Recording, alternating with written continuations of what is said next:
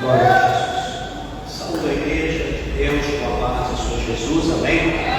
Meus irmãos, quem está feliz com Jesus essa noite, quem pode dar uma salva de palma bem alegre para Jesus?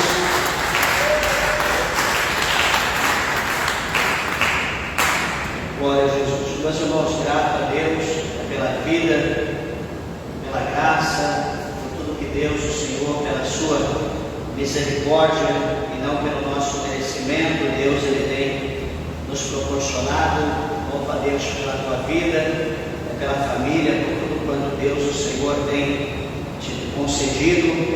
E nessa noite nós vamos estar uma vez mais falando do nome de Jesus. É o nome que é sobre todos os nomes, que todos nós podemos falar sem problema, porque não perderemos a nossa salvação falando do nome de Jesus. Amém? Vamos abrir as nossas Bíblias no livro escatológico chamado Revelação, ou no português Apocalipse, no capítulo de número 3. Abra, por gentileza, a tua Bíblia, o último livro da Bíblia, Apocalipse, capítulo de número 3. Veja se alguém ao seu lado sem a Bíblia, aproxime-se para que juntos nós possamos ler a palavra de Deus. Glorificado seja o Senhor. Tenho certeza que o nosso Deus ele tem para nós uma palavra nessa noite. Amém, meus irmãos? Todos acharam? Digo amém? Graças a Deus. Capítulo 3 do livro do Apocalipse, versículos de número 4, 5 e 6. Diz assim: mas também tem em Sardes algumas poucas pessoas que não contaminaram suas vestes, e comigo andarão de branco, porquanto são dignas disso. O que vencer será vestido de vestes brancas, e de maneira nenhuma riscarei o seu nome do livro da vida, e confessarei o seu nome diante de meu Pai e diante dos seus anjos. Quem tem ouvidos, ouça o que o Espírito diz às igrejas. Amém, meus irmãos? Vamos orar. Levante ao céu a tua Bíblia, a tua mão. Peça para que Deus, o Senhor, fale conosco. Amantíssimo Deus, maravilhoso Pai, Senhor Deus soberano, Deus grande e poderoso, Deus criador dos céus e Deus criador da terra, meu Deus e meu Pai, a nossa alma se regozija, meu Deus, lamassurianta, labastericanta, lavaia, por aqui está, Senhor, na tua casa, na tua presença, meu Deus do céu, para prestar ao Senhor, meu Deus, um culto racional, meu Pai, ó Deus soberano, Deus grande, Deus poderoso, receba, meu Pai, o sacrifício dos nossos lábios, meu Deus do céu, a qual, meu Pai, nós oferecemos na Brasub Okinawa, nesta noite, meu Deus, na tua casa, ó Deus poderoso, Deus Pai, Deus Filho, Deus Espírito Santo, abre, meu Deus do céu, a porta da santa palavra, meu Deus, e por intermédio do teu Espírito Santo, meu Pai, venha nos convencer, meu Deus, do pecado, da justiça e do juízo, meu Pai, ó Deus soberano, apresenta a tua igreja santa, meu Pai, cada um dos teus filhos, das tuas filhas, Senhor, que agora te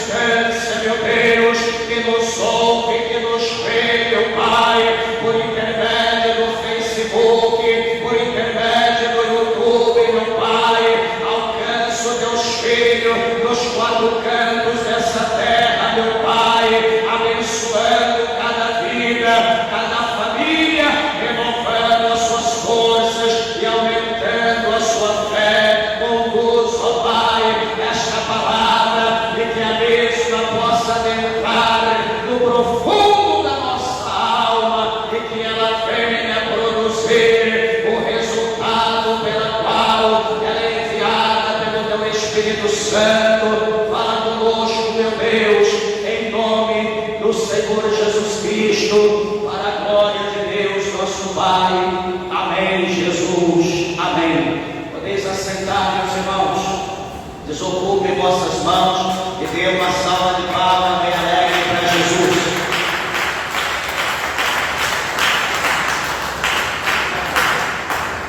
Que bênção, graças a Deus. Igreja, eu peço, rogo por favor a tua atenção à palavra de Deus.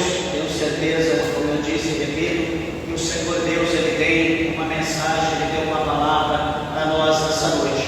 Meus irmãos, gostaria de lembrar à igreja que esse livro da Revelação, ou o livro do Apocalipse, é um livro escatológico que muitas, supostamente a maioria do que está escrito aqui nesse livro ainda está a acontecer, provavelmente muitas coisas ainda não aconteceram, porque quando fala revelação é algo que é revelado para acontecer nos últimos dias da igreja na face da terra. E sabemos que Deus, Ele é extremamente poderoso para fazer isso, não só isso, mas muito mais. Sabemos que quando nós olhamos para o início da Bíblia, nós vemos os 5 primeiros livros, conhecido como Pentateuco, ou 5 primeiros rolos, que esse foi escrito por Moisés. E quando nós lemos, nos atemos aos versículos, à criação, às obras de Deus, então vem à nossa mente, mas Moisés, ele não viveu nos dias de Adão, e como que Moisés, ele escreveu, sendo o autor dos 5 primeiros livros, como ele escreveu. Então, meus irmãos, aí que nós analisamos o livro do Apocalipse e Gênesis, e nós vemos como Deus, Ele é excelente, como Deus, Ele é grande, como Ele é poderoso, que a um, Ele revela o passado, como se a pessoa estivesse vivendo aquela época, e a outro, Ele revela o futuro, como se a pessoa estivesse vivendo aquela época, ou últimos dias, como é o caso da revelação do livro do Apocalipse. Então nós olhamos para essa situação e nós vemos que a grandeza de Deus é tão grande, Ele é tão imensurável, que por mais que nós possamos buscar sabedoria, entendimento, por mais que nós adentramos na história, na antropologia, por mais que nós nos aprofundamos na história da humanidade, o que nós conseguimos achar certamente será um pequeno vislumbre daquilo que Deus, Ele fez, ou daquilo que Deus, Ele é. E quando nós queremos conhecer além de tudo isso, nós aprofundamos na teologia bíblica, que é a leitura, que é o estudo da palavra de Deus. E então a Bíblia revela verdadeiramente quem é Deus. A Bíblia revela o que Deus, Ele tem para a humanidade. A Bíblia revela o amor de Deus para a humanidade. A Bíblia revela o projeto da salvação para a humanidade. Enfim, Deus é maravilhoso, Ele é tremendo. Nós temos palavras para falar acerca de Deus, para mencioná-lo. E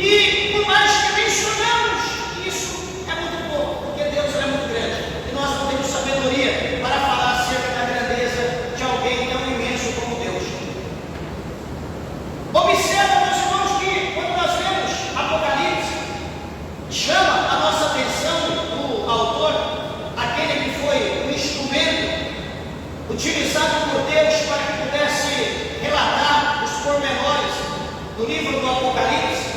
Segundo, não o que contaram para ele, né? Porque Apocalipse é um livro, é muito profundo, é algo que a gente lê, a gente vê algo vivo, é algo que o nosso coração ele estremece quando nós estamos lendo o Apocalipse. Por quê? Porque João, geralmente, ele sempre fala na primeira pessoa.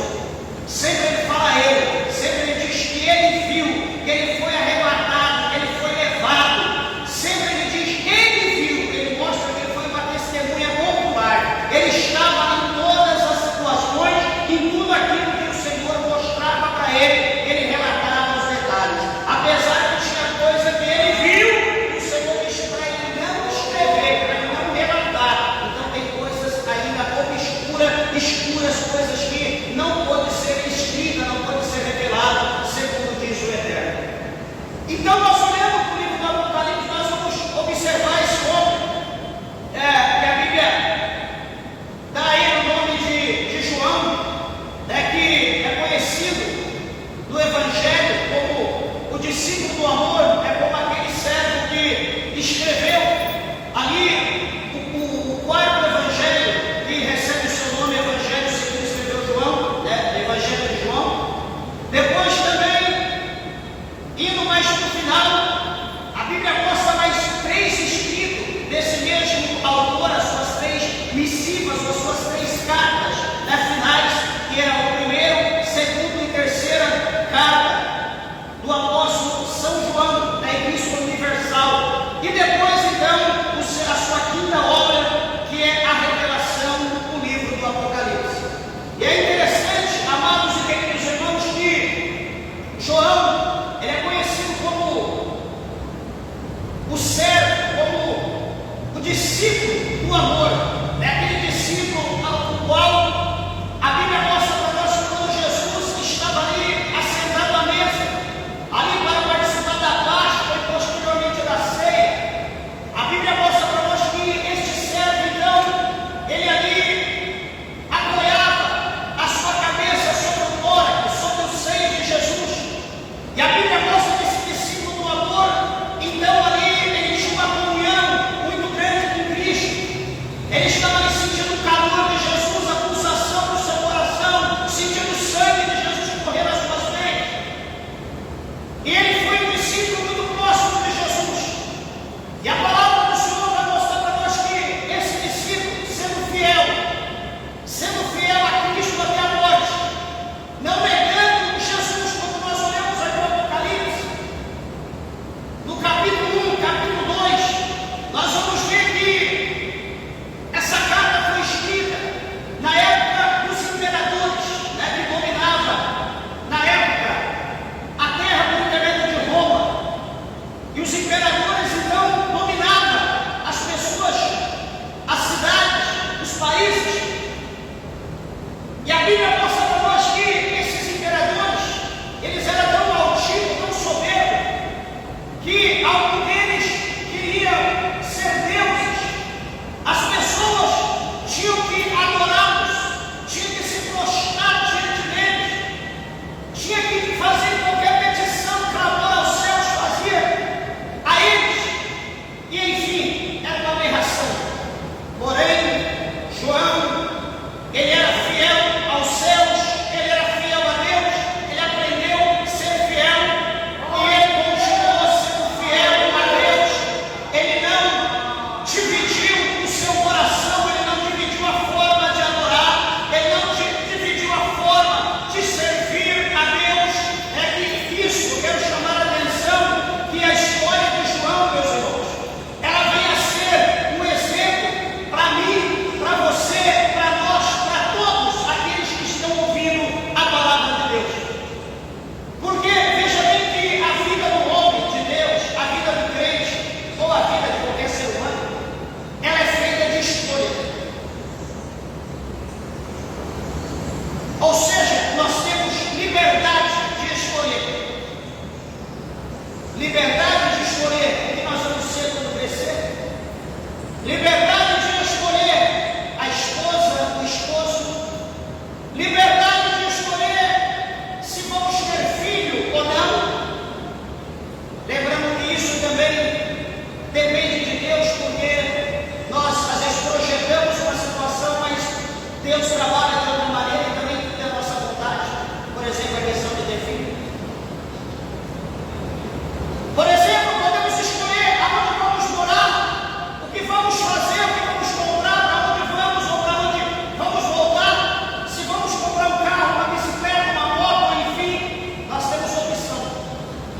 E também a questão de servir a Deus, de ser um servo, uma serva, é uma opção. Nós, muitas das vezes, ficamos em cima do muro, não sabemos se servimos a Deus ou se continuamos no nosso velho mundo. Só que o nosso Cristo, no Evangelho, segundo escreveu Mateus, presta bem atenção, ele vai deixar relatado para nós que só existe Jesus, o nosso mestre. Ele diz que só existe dois senhores, só existe dois. E ele diz que quando nós servimos um, nós não servimos o outro. Ele continua dizendo que quando nós alegramos um, nós entristecemos o outro. E o Senhor Jesus, ele diz que um chama Deus, e ele diz que o outro chama-se Mamon, que significa a riqueza. Por que eu estou dizendo isso? Que é uma questão de opção. Nós optamos em servir a Cristo. Quando nós dizemos servir a Cristo, isso mostra que provavelmente muitas coisas teremos que renunciar para ter uma comunhão, para ter uma vida íntima, um particular com esse Deus. Nós vamos ter que renunciar muita coisa, porque nós não podemos servir a Deus e servir a Mamon ou o mundo ou qualquer outra coisa, servir a Deus e dividir. Nós não podemos, um ou outro, nós não podemos servir. Lembra que o apóstolo Tiago, também na sua missiva, no capítulo 4, no versículo de número 4, Tiago deixa escrito bem assim: adúlteros e adúlteras. Não está falando da carne, do homem e a mulher de praticar adultério, do homem trair a mulher, o homem trair. Está falando de adúlteros, ou seja, de pessoas que são infiéis a Deus, pessoas que servem a Deus e que estão servindo a outros deuses, que estão dividindo relacionamento com os céus, com a terra. Ele diz: adúlteros e adúlteras, não sabeis vós que a amizade com o mundo é inimizade contra Deus? E ele continua: portanto, qualquer que se tornar amigo do mundo, ele diz, constitui-se inimigo de Deus.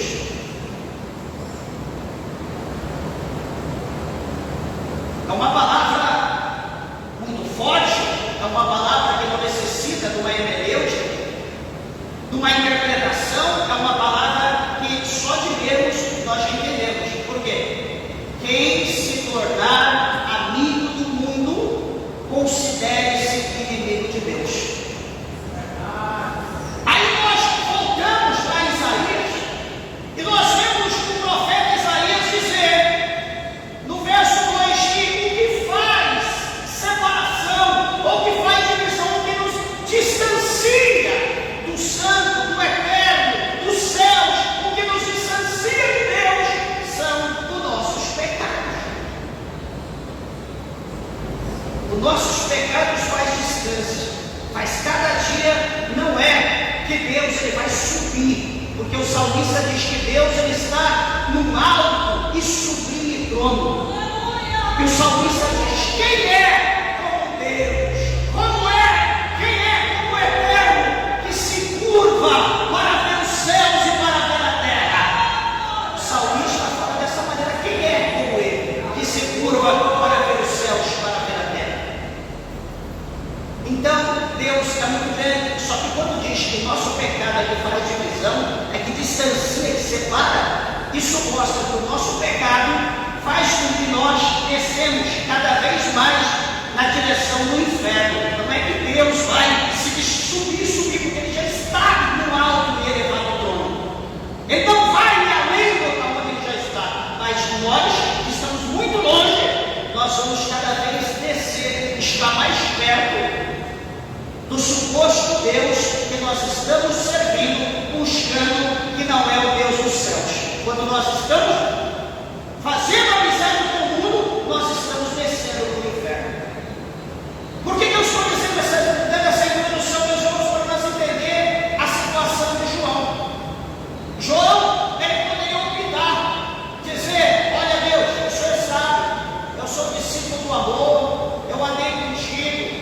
eu sou o mais velho, eu sou o último dos discípulos, dos apóstolos que morri, estou vivo, todo mundo já morreu, eu estou aqui vivo, então eu preciso continuar vivo. Senhor, o Senhor sabe, eu vou adorar o imperador só de lado, mas o meu coração, Senhor, está longe dele, o meu coração é teu, o Senhor sabe disso.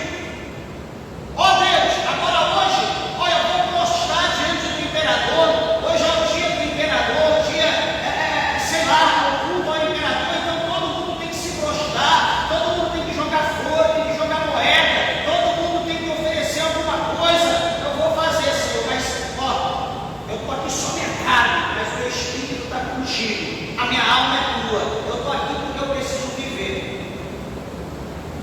João, ele poderia falar dessa maneira, ele poderia dizer muitas coisas, como por exemplo, Sadraque, Mesaque e Abednego diante de Nabucodonosor, antes de ser lançados no forno de fogo ardente. Eles não se prostraram, eles não se curvaram, eles não adoraram, por mais que fosse um fingimento, uma meia multidão. Só que detalhe, meus irmãos, veja bem, Sadraque, Mesaque e Abednego, eles não estavam ali por causa da multidão, eles não estavam ali por causa do rei, eles estavam ali por causa de Deus. O rei não havia visto ele, nem sabia que eles estavam ali. A multidão talvez nem os conhecia, então eles poderiam ficar iguais, porque eles não deviam nada para ninguém. Só que detalhe, eles têm um Deus do céu que está vendo eles aonde eles estivessem. Aonde eles estivessem, aonde eles fossem, Deus estava vendo. Por mais que eu não conhecesse, por mais que você não conhecesse, mas tem um Deus que ele leva o nome deles aqui na frente. Você sabia que nós levamos o nome de Deus aqui no nosso nome? Se nós errarmos, se nós vacilarmos, o primeiro que vai ser apedrejado é ele. Olha lá o crente, olha lá o cristão, olha lá o seguidor de Cristo. O primeiro que é apedrejado é nós, não. Nem o nosso nome as pessoas não sabem, mas quem vai receber a pedra é Cristo, ele que vai receber. Então nós temos que vigiar. Veja bem que João, ele teve a opção de adorar o imperador, de servir, de prestar o culto ao imperador. Só que ele não quis, ele preferiu ser íntegro, fiel a Deus. Ele não roubou, ele não matou, ele não adulterou, ele não prostituiu, ele não sequestrou, ele não fez um projeto para matar o imperador, ele não fez nada digno de morte. E o que ele fez? Foi fiel a Deus. Ele não se curvou, ele não adorou o imperador. E o que aconteceu, pastor? A Bíblia fala aqui no capítulo de número 1 que ele foi lançado numa ilha chamada Ilha de Patmos, a famosa Ilha de Patmos, conhecida, aonde essa ilha, segundo os historiadores, era uma ilha aonde se colocava, se enviava para lá homens, pessoas do mais alto nível de pecado, de erro, de crime, os mais criminosos mais terríveis da época, era lançado nessa ilha. E ali nessa ilha, e brevemente eles morreriam, porque havia serpentes terríveis, segundo diz a história, venenosas, em extremo, e que logo abocanhava alguém e esse alguém morreu. Porventura diz a história que João muitas vezes foi abocanhado por serpentes, não morreu, permaneceu vivo. João passando por todo tipo de prova naquele lugar pelos soldados, pelos presos.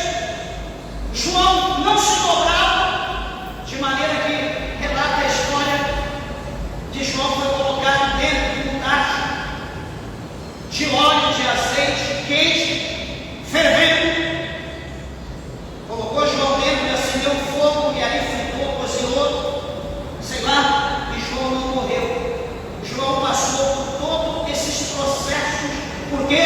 Porque João não se prostrava.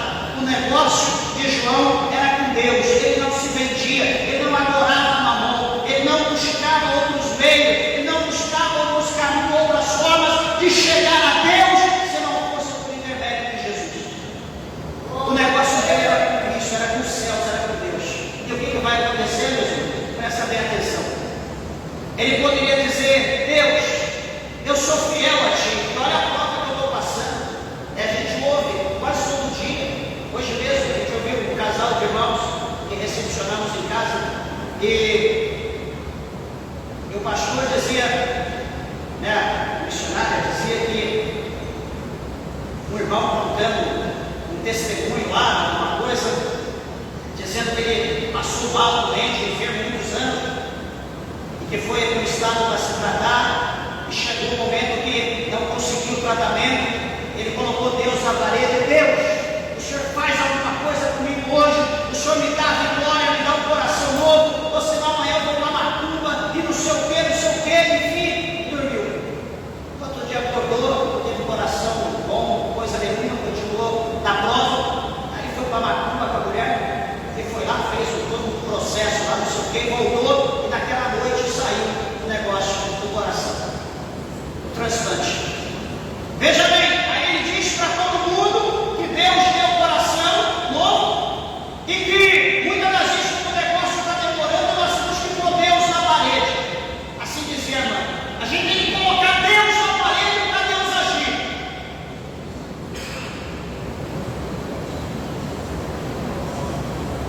Eu sei que a igreja acha disso, se a igreja concorda, colocar Deus na parede. Eu já vi muitos deuses em parede, como está lá no Salmo 115, o Deus que é feito pela mão do pecador, o Deus que tem olho e não vê, que tem ouvido e não ouve, que tem boca não fala, que tem nariz mas não consegue respirar, que tem mãos com a palma, tem pés que anda e espírito, fôlego de vida alguma dentro dele. E o salmista conclui: torne-se iguais a eles todos os que fabricam e os que adoram ídolos, que fabricam imagens de escultura. Então esses deuses se colocam na parede. Esses deuses têm aí muitas paredes, mas o Eterno que está sentado em alto e sublime trono, quem somos nós para atingir a santidade de Deus, para tocar em Deus, para furar, mexer, ofender? Quem somos nós que tem que pôr Deus em parede? A Bíblia diz para nós que as nações da terra, para o nosso Deus, é como o pó miúdo da balança, já dizia o profeta Isaías. Então, uma coisa tão insignificante, uma coisa tão pequena, uma coisa que é inexistente praticamente, vai mexer, vai colocar medo em Deus quando? Fala para mim, quando? Jesus, lá no capítulo 5 do Evangelho de São Mateus, quando Jesus sai do barco, ele está em Genezaré, em Gadara, ele está subindo aquele homem selvagem, que era um animal, um monstro, na época, corre desesperado, e quando chega perto de Jesus, se prostra e adora. Jesus diz: o que tenho contigo, Jesus, filho de Deus, porque veio nos atormentar fora de tempo? E Jesus vai perguntar o nome dele. Sabe o que ele vai dizer para Jesus? Ele vai dizer: o meu nome é Legião. Por quê? Porque somos muitos demônios. Então, os demônios, legião de demônios, se prostra diante de Cristo. Dele! Agora imagina um mortal, um pecador como nós. Que medo nós vamos botar nos céus. Eu sempre digo aos irmãos, sempre falo, nós temos que lembrar capítulo 6 de Isaías. O que diz lá? Diz lá que Isaías viu os céus abertos, ele diz que ele viu na primeira pessoa os céus abertos, ele viu o trono, ele viu o Senhor assentado no seu trono glorioso, no seu trono de glória, com o seu cetro na mão, com o seu poder. E ele diz, a Bíblia diz que ele viu serafins. A única vez na Bíblia ele fala do nome serafins. Ele viu serafins, ele relata que eles tinham 6 asas, com 2 cobriu os olhos, com 2 eles cobriam o pé, e com 2 asas eles voavam. E com a sua boca aberta eles diziam: Santo, Santo, Santo é o Senhor dos exércitos, a terra está cheia da sua glória.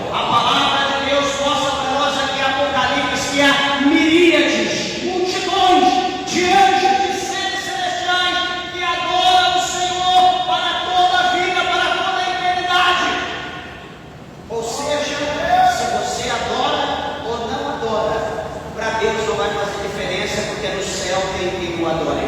Só que se nós não adorar, quem vai ficar no vento somos nós, porque no céu só vai entrar adorador. E se a gente não gosta de adorar, certamente ela não será o nosso lugar. Mas enfim, meus irmãos, resumindo, naquela prova, naquele processo doloroso, naquela fornalha que João estava passando, o Senhor estava moldando ele para algo mais excelente, para algo que ele não imaginava, para algo que ele não tinha noção.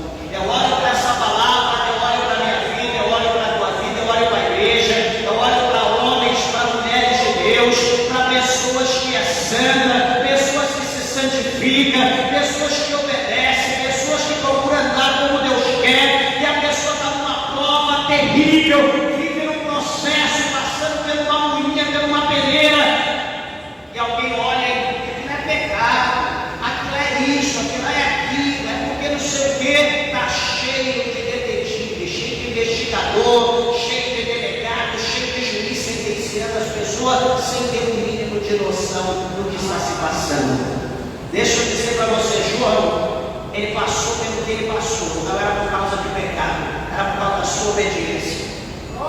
João passou pelo que passou, porque ele era temente, ele era fiel a Deus, e o que Deus tinha para a sua vida era muito mais excelente, meus amados e queridos irmãos, do que nós podemos imaginar. O que Deus tinha para João era os céus, era o sobrenatural. Deus vai revelar para ele o sobrenatural, vai revelar o céu, vai revelar a sua glória, vai mostrar o seu poder, vai mostrar o que ia acontecer depois, nos dias de dor, nos milênios de dor. Deus estava revelando algo sobrenatural a João, Deus queria mostrar para ele. Então, eu imagino e vou deduzir que também nós, quando nós estamos em santificação e obediência, quando nós começamos a passar pela prova, quando o negócio está apertado, o chicote está estalando, meus irmãos, vai dando glória a Deus, vai chorando, vai dando glória, vai glorificando o Senhor, e começa a orar diferente, dizendo: Senhor, revela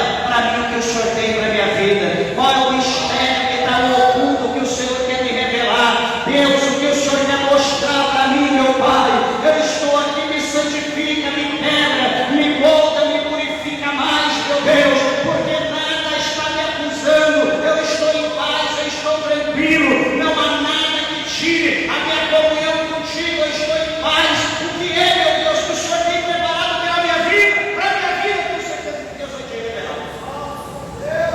A palavra do Senhor vai dizer para nós que o Senhor então vai aparecer para João ali na ilha do Pátio, o próprio Cristo, o próprio Salvador, o próprio Mestre de João vai aparecer para ele, e a palavra de Deus vai mostrar que quando Jesus ele aparece para João, já aparece com o seu corpo de glória, já aparece como a segunda pessoa da Trindade, como Salvador, como Deus Filho, aparece com a sua glória, aparece com os seus olhos como chamas de fogo, aparece com o seu cabelo como cachos de palmeira, aparece com a sua língua como espada afiada de dois gumes, aparece com a sua voz como um som de muitas águas, de multidões de gente falando ao mesmo tempo. Ele aparece com a sua mão ali onde está a força e o poder, ele aparece com os seus pés como um latão reluzente, de maneira que quando João ele observa, quando ele olha para aquele ser divinamente poderoso, extremamente poderoso, de maneira que quando ele olha, quando ele sente aquela presença, a Bíblia diz que ele cai no chão como se fosse morto. João, ele não aguenta aquela presença. E então sabemos nós que o Senhor Jesus vai se apresentar, o Senhor Jesus vai fazer revelações a João, e o Senhor Jesus vai ordenar que ele escreva cartas, missivas às igrejas da Ásia Menor, começando por Éfeso,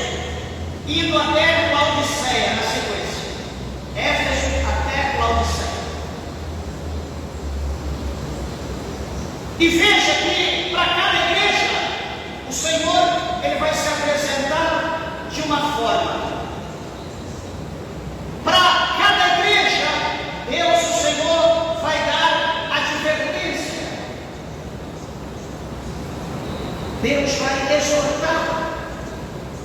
Deus vai dizer que Ele vê, que Ele contempla, que Ele sabe a obra.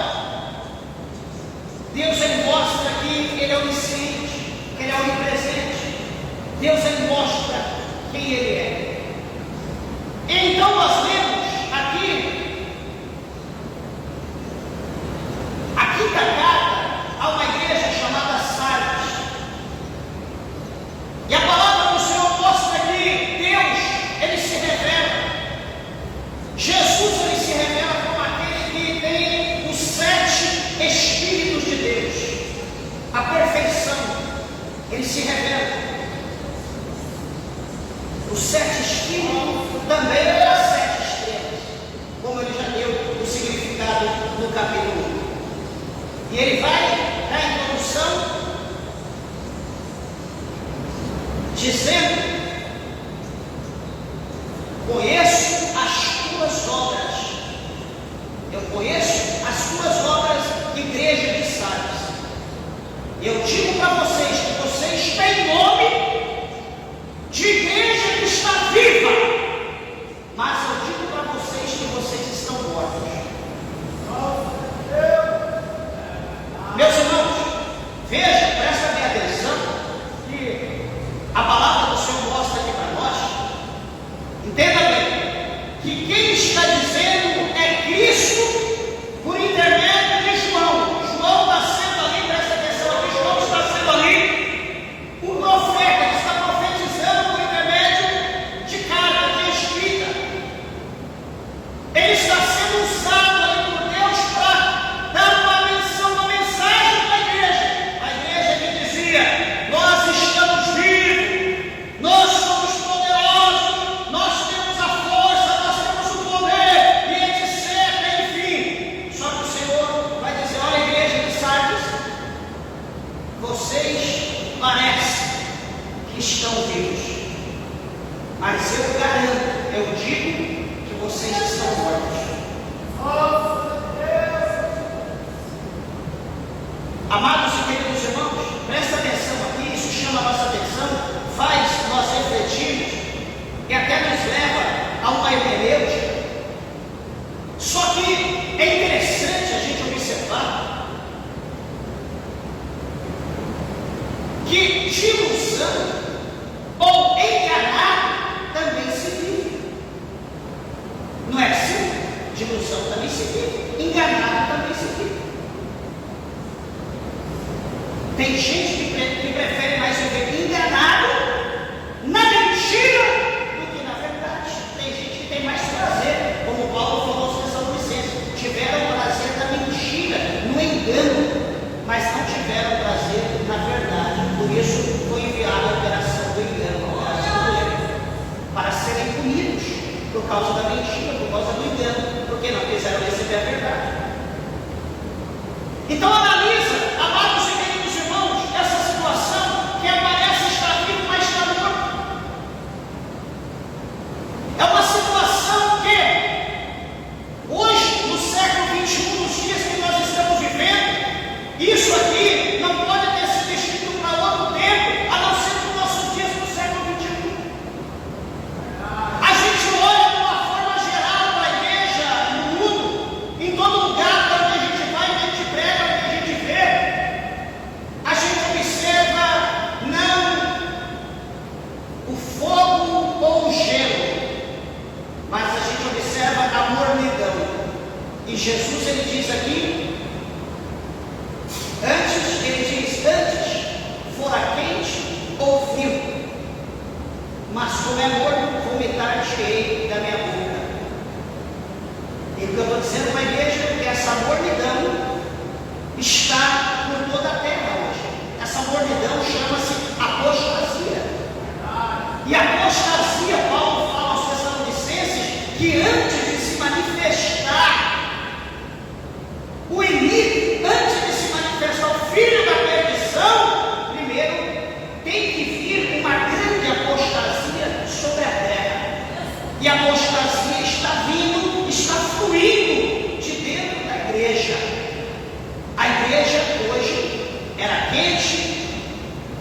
esfriou, hoje a igreja está morna. A igreja, ela não aviva e ela não diminui, ela continua em stand-by, ela está morna. Por quê? É uma igreja que não quer mais ter compromisso com o céu, não tem mais interesse por salvação de algo, ninguém traz ninguém para a igreja, ninguém fala de Jesus para ninguém. Quando vai falar sobre escândalo, é disso, daquilo, aquilo, não se fala do poder de Deus, não se fala do que Jesus fez, o que Ele está fazendo. Ninguém se preocupa mais com missão transcultural, janela 1040, ninguém ora pelos países que precisam, que estão lá na janela 1040, ninguém se preocupa. Ou seja, nós estamos aqui preocupados, porque hoje se prega que aquele que mais dá, mais recebe, que você pode estar miserável, vem para a igreja, que Deus vai te tornar um grande empresário, bem sucedido, você mora na rua, vem que Deus vai te dar mansão, que Deus vai te dar iate. E assim as pessoas estão dentro da igreja, não adorando a Deus, mas adorando o Mamon. Estão usando o templo de Deus para poder adorar Mamon, porque só se fala em dinheiro, só se fala em riqueza, só se fala em prosperidade.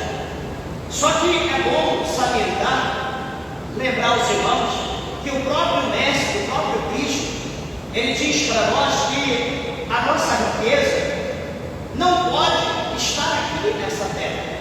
Nós não devemos, ele diz que nós não devemos ajudar, construir, edificar a nossa riqueza aqui, porque ele diz que nós temos 3 inimigos. Ele diz que nós temos a traça que consome, ele diz que nós temos a ferrugem que corrói, e por último nós temos o nosso semelhante, o ladrão, que é homem, pessoas como nós, que vai furtar a nossa casa, os nossos bens, e vamos ser decepcionados. Mas o que Jesus diz? Ele diz: edificai no céu, construir riqueza no céu, porque lá no céu não tem ferrugem, não tem traça, também não tem bandido, não tem nada. Ele diz para nós fazer isso, mas a preocupação é: quem se preocupa com isso? Quando Jesus, lá no capítulo 18 do Evangelho de São Lucas, quando aquele homem de poder, aquele homem rico, chega até Jesus, dizendo: bom mestre, o que eu faço para herdar a vida eterna, para viver a salvação? Jesus olha para ele e diz: olha, bom só tem um que é Deus, mas você não adultera, não prostitui, você não rouba, você não engana, honra o teu pai e a tua mãe. Ah, Senhor, isso é fácil, eu só tenho feito desde a minha juventude, eu tenho praticado, eu tenho vivido isso. Jesus olha para ele, Jesus o ama. E Jesus faz um check-up. E Jesus olha lá dentro do coração daquele homem. E Jesus diz para ele: olha, meu amigo, te falta uma coisa ainda. Diga, Senhor, o que é?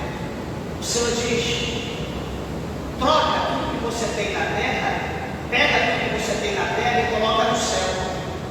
Traduzindo, Jesus diz: vende tudo que você tem, dá os pobres, venham e me siga, e tu terás uma morada no céu.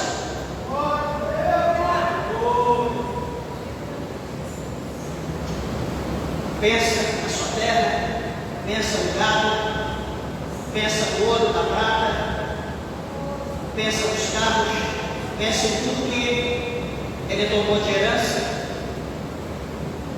e ele dá meia volta, cabisbaixo,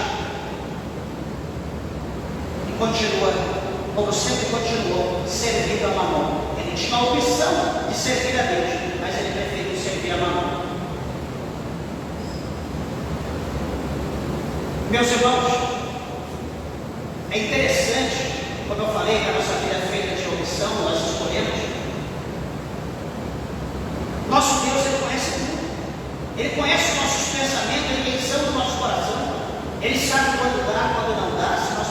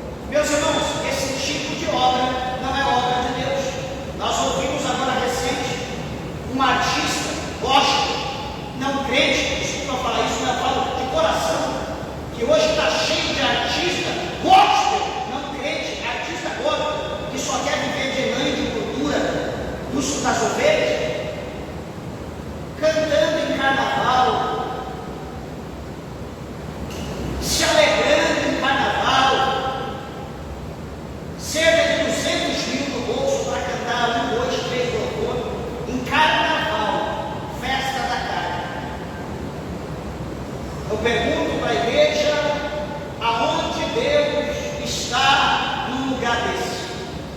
Eu lembro, porque já fiz muito disso, já pulei muito carnaval, quando estava no mundo, lá em São Paulo, e nós estamos ali, ou estávamos ali, de cara cheia, as pessoas drogadas, as pessoas bêbadas, pulando, homem aprontando com mulher, mulher aprontando com homem, achando leitinho, negócio para aprontar, ninguém está preocupado com anjo, com Deus, com palavra, com mensagem, o negócio ali é para virar no avesso, ninguém quer saber de Deus. Não tem esse negócio, não, vou lá que eu vou pegar, quem sabe? Não existe isso, meus irmãos, quem já viveu sabe o que eu estou dizendo. Então a gente faz, coloca no carro, enche, pega a multidão de crentes e vamos lá, todo mundo vestindo a caráter, ou talvez um anúncio ou outro lá, Jesus te ama, ou não sei o que, enfim.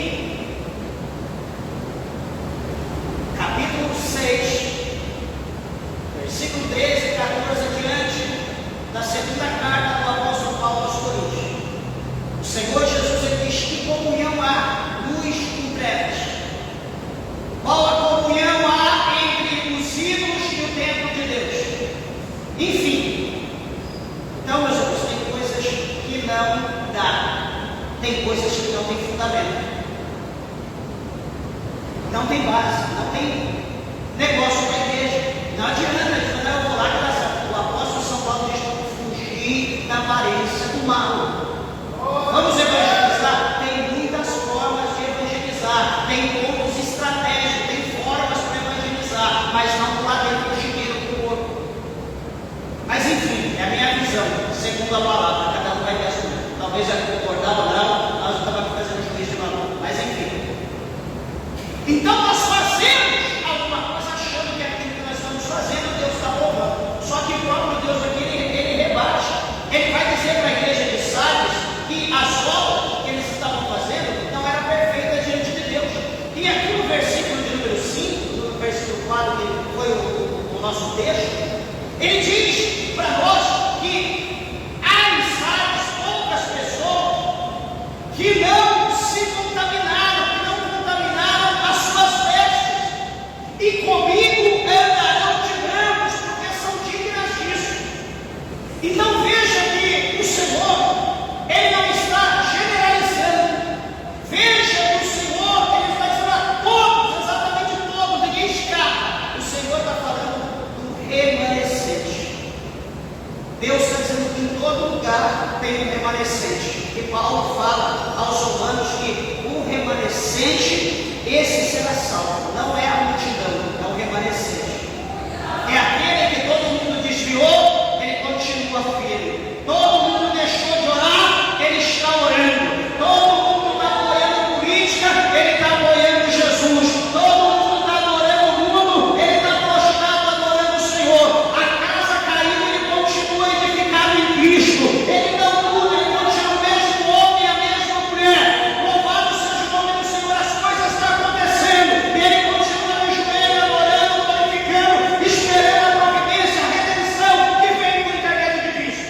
Ele não muda, ele continua sendo o mesmo. Por isso, quando tem alguém que não contaminaram as suas vestes, e esses andarão de branco comigo.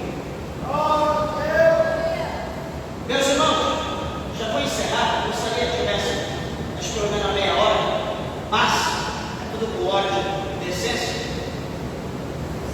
Nós lemos no livro do Apocalipse, no capítulo 3, uma situação. A Bíblia mostra aqui, Apocalipse, Gênesis, capítulo 3, a Bíblia mostra que quando o homem ele peca, ele deixa de crer em Deus para crer no diabo.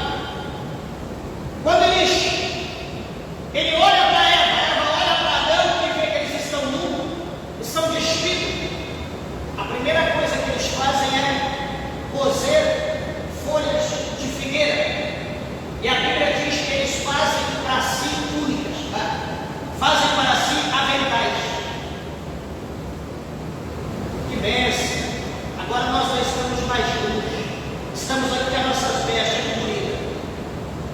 Quem fez as vestes? Adão e Eva. O Senhor se manifesta, dá a sentença a Adão, Eva, a serpente, ou a serpente, a Eva, Adão. E daqui a pouco a Bíblia diz que o Senhor, o Deus eterno, ele vai riscar aquele modelo da veste de Adão e Eva. E a Bíblia diz que Deus então vai fazer túnicas de pele de animal. E o Senhor vai colocar a túnica sobre Eva e sobre Adão. Deus faz para o homem e para a mulher. Ou seja, Deus renova o estilo da veste de Adão e Eva que Deus coloca como uma feita por ele. Veste ambos. É assim o modelo.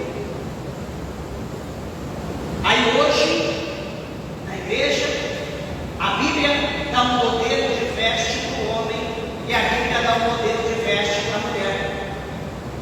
Só que hoje, se brincar, se a gente for um pouquinho meio sério, a gente não sabe quem é mulher, quem é homem. Porque as coisas estão viradas do avesso ao cubo. Ao quadrado já foi estreito faz tempo. E alguém pode dizer, Deus não se preocupa com isso. O versículo 5, meus irmãos, o Senhor fala que o que vencer será vestido de vestes brancas, e de maneira nenhuma eu riscarei o seu nome do livro da vida. Aqui está falando de remanescente, está falando de vencer. Não está falando a igreja toda em peso. Quem entrar na igreja venceu. Não está dizendo isso. Ele está dizendo aquele que for remanescente. Ele está dizendo aquele que conhece a verdade e permanece na verdade. Aquele que não se vende. Aquele que não se vende, aquele que renuncia. Aquele que persevera, aquele que faz amor. Ai não, porque meu marido gosta assim. Peraí, mas o camarada é crente? Não, ele não é crente não, mas Deus vai fazer, mas ele gosta assim, então tem que agradar ele. Ah é? Tem que agradar ele? Tá certo. E sua mulher? Não, ela não é crente não, mas ela gosta que eu ande assim. Eu sou crente, mas ela não é, mas ela gosta que eu ando assim, que eu faço dessa maneira, porque ela fica mais feliz. Mas e Deus? Não, eu tenho que agradar minha mulher. Tá certo. Tem que agradar a mulher, tem que agradar o marido. Tá certinho. É isso que a Bíblia nos ensina. Esses que são os mandamentos que Jesus deixou para nós. O primeiro é qual? Amar o Eterno sobre todas as coisas.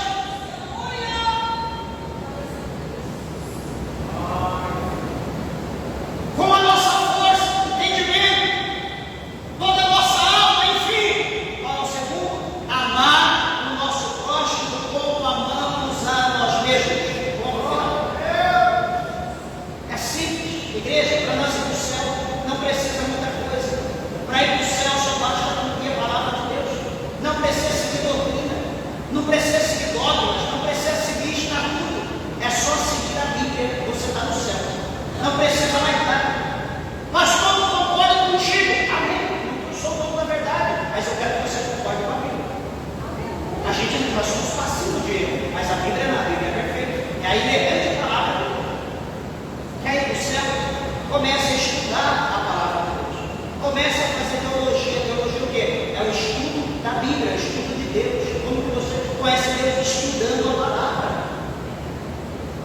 Só que infelizmente hoje, a gente tem tantas redes sociais, hoje a gente tem tanta coisa para postar, tem tantos comentários para responder, que fica difícil a gente optar entre a Bíblia, entre estar na igreja, entre orar, jejuar. Fica difícil a gente optar se a gente vai ficar sempre na rede social ou se a gente vai servir a Jesus. Só que, amados,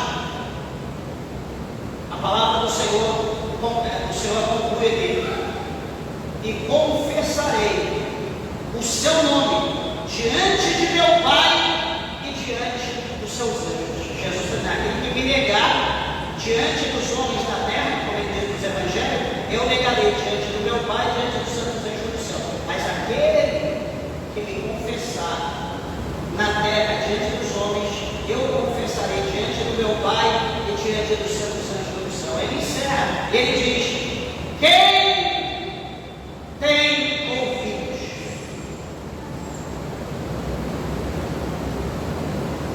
Não é, igreja, quem tem orelha. Alguém aqui esqueceu a orelha em casa? Não, todo mundo está com orelha, todo mundo bonitinho. Mas e ouvido? Será que o ouvido veio na igreja hoje? Se a gente chamar ele para marcar a presença, será que ele veio? Ou você vai ter que chamar 3, 4 ouvido? Às vezes o ouvido ficou em casa, às vezes o ouvido está em outro lugar, mas a orelha está aqui, o ouvido não funciona. Quem tem ouvido, ouça o que o Espírito diz à igreja. Ele está dizendo que não é todo mundo que vai ouvir, é um ou outro que vai ouvir. E aquele que ouve, ele diz que guarda a palavra no coração. Guardei a tua palavra no meu coração para não pecar contra ti. Meus irmãos, que Jesus, o Senhor, abençoe vossas vidas, nos recompense, te dê graça, para que você persevere, para que nós possamos perseverar e que nós venhamos fazer a diferença, que nós venhamos não agradar as pessoas, que nós venhamos não agradar A, B, X, Y, mas que nós venhamos agradar a Deus por intermédio do seu Espírito Santo. Que Deus nos possa fortalecer, que dê graça e que nós possamos permanecer fiel na presença de Deus. Palmas, bem alegre que exalta.